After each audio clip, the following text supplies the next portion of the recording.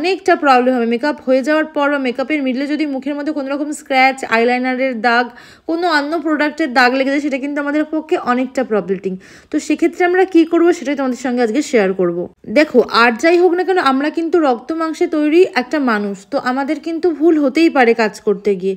কিন্তু যদি আমরা কোনো দিনও কোনো প্রোডাক্ট আমরা মিস করে যাই, বা দেখা গেলো ব্রাইডের বাড়িতে বা লোকেশানে গেছি, সেখানে হয়তো সেই প্রোডাক্টটা নিইনি, যদি তোমার বাড়ির কাছাকাছি লোকেশানে, তাহলে তো খুব ভালো, তুমি গিয়ে যেটা নিয়ে আসবে। যদি মনে হয় যে তা তোমার নেওয়া সম্ভব না, তখন কিন্তু না তুমি ঘাবড়াবে, না ব্রাইডকে ঘাবড়াতে দেবে।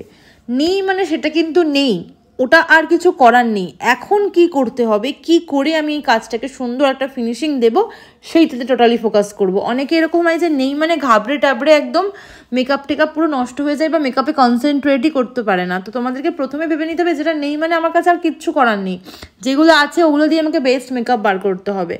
তো সেক্ষেত্রে কিন্তু তোমাদের